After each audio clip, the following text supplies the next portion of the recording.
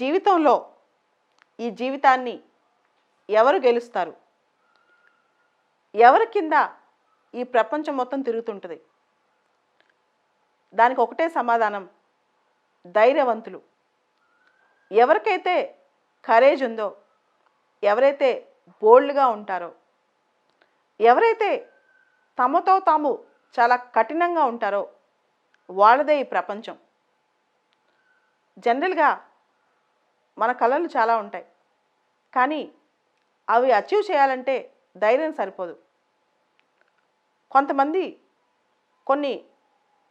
అంటే ఒక పొలిటీషియన్ని చూసి నేను అలా అవ్వాలనుకుంటారు.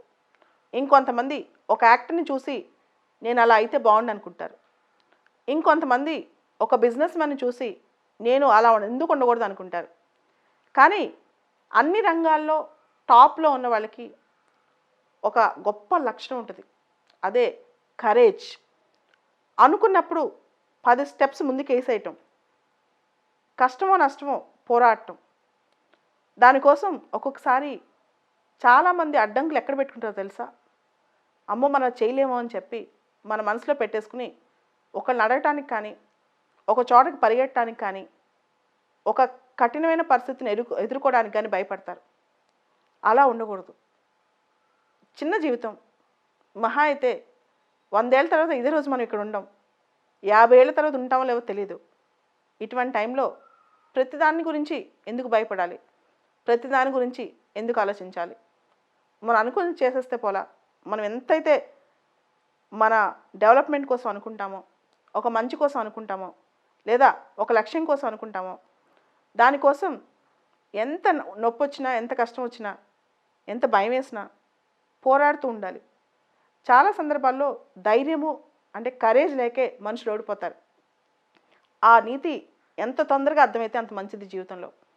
అయ్యో మొహాట పడిపోవటం, మనం అనుకున్న చేయలేదేమో అనుకోవడం, ఇంకెవరినన్నా మనం ఓపెన్గా మన గురించి మనం చెప్పుకోవాలన్నా భయపడటం, లేదా అయ్యో ఇన్ఫీరియర్గా ఫీల్ అయిపోతూ ఉంటాం.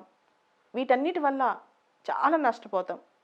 సో ఎప్పుడైతే మనం ఇంకొక రకంగా తయారయ్యామో, ఎప్పుడైతే ధైర్యంగా ఉన్నామో, ఎప్పుడైతే మన మనసులో మాటలు బయట చెప్పగలిగామో, ఎప్పుడైతే మనం అనుకున్న దాన్ని వెంటనే ఆచరణలోకి చేయగలిగామో, అప్పుడు ఆటోమేటిక్గా మనకు చాలా ఎక్స్పీరియన్స్ వస్తుంది. దేన్నైనా అద్భుతంగా మనం ఎదుర్కోగలం. కాబట్టి నేను చెప్పేది ఏంటంటే, మనతో మనం కఠినంగా ఉండాలి. మనకు మనం ఎక్స్క్యూజెస్, నేను అది చేయలేకపోతున్నాను, లేకపోతే అమ్మో నాకు భయం వేస్తుంది, వీటన్నిటిని నమ్మి కూర్చోవద్దు. Be tough to yourself. Time మేనేజ్మెంట్లో కూడా లేమ్ ఎక్స్క్యూజెస్ తీసుకోవద్దు. అంటే అయ్యో ఈరోజు ఎవరో వల్ల టైం వేస్ట్ అయిపోయింది, ఇలాంటివన్నీ కాదు. మనతో మనం చాలా టఫ్గా ఉండాలి. మన కరేజ్ ఎక్కడైనా తగ్గుతుంటే మనల్ని మనమే విమర్శించుకుని, మనల్ని మనమే ఇంట్రాస్పెక్ట్ చేసుకుని మళ్ళీ దానిలోంచి బయటికి రావాలి. ఎందుకంటే మార్పు అనేది ఎవరో చెప్తే ఒకరోజు వచ్చింది, 2 రోజులు వచ్చింది. మనలోంచి బయలుదేరాలంటే మనతో మనమే ఒక కఠినంగా ఉండాలి. కొన్నిసార్లు మనుషులు ప్రతి దానికి వాళ్ళు సమర్థించుకుంటూ ఉంటారనమాట.